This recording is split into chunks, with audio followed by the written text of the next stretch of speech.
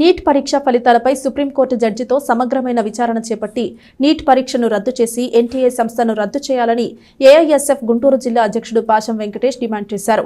దేశవ్యాప్త విద్యాసంస్థల బంద్లో భాగంగా తెనాలి నియోజకవర్గంలో వామపక్ష విద్యార్థి సంఘాలు ఏఐఎస్ఎఫ్, ఎస్ఎఫ్ఐ మిగతా విద్యార్థి సంఘాలను కలుపుకుని బంద్ నిర్వహించారు.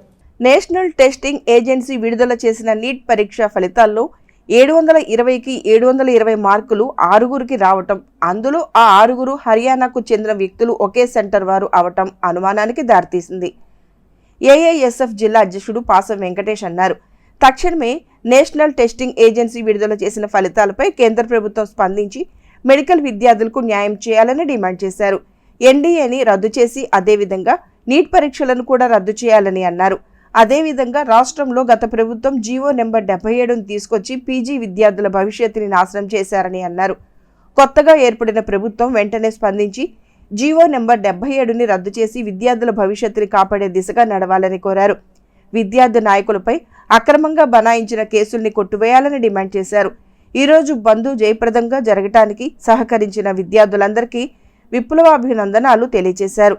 అనంతరం ఏఐఎస్ఎఫ్ జిల్లా నాయకులు మద్దినేని కిరణ్బాబు మాట్లాడుతూ నీట్ పరీక్ష పేపర్ లీకేజీ అయిందని పెద్ద ఎత్తున ఆందోళన జరుగుతున్నప్పటికీ కేంద్ర ప్రభుత్వం స్పందించకుండా ఉండటం వారి యొక్క నిర్లక్ష్యాన్ని తెలియజేసే విధంగా ఉందన్నారు.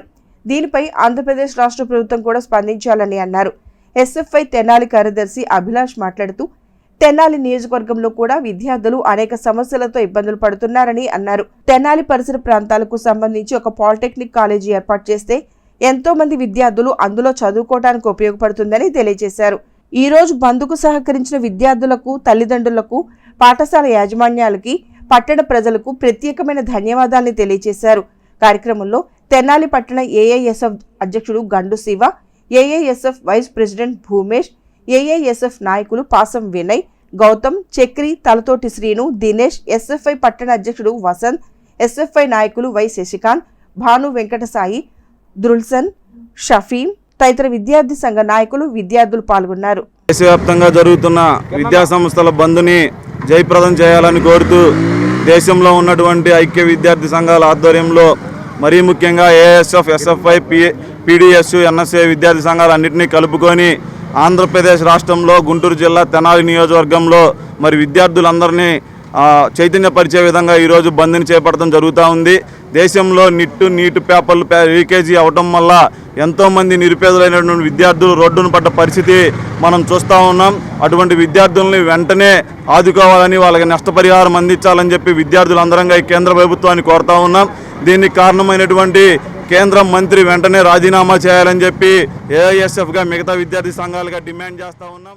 రాష్ట్ర ప్రభుత్వం ఏదైతే విద్యార్థులు సాగుతో పాఠశాలను మూసేసిందో వాటిని వెంటనే పునఃప్రారంభించాలా. అదేవిధంగా మన తెనాలి నియోజకవర్గాన్ని చూస్తే ఎంతో గొప్ప చరిత్ర కలిగిన తాలూకా జూనియర్ కాలేజు, అదేవిధంగా తాలూకా జూనియర్ హై స్కూల్ విద్యార్థులు సాగుతో టీచర్ని ఎక్కడికో బదిలీ చేసేసి ఆ స్కూల్ను కూడా మూసేయడం జరిగింది.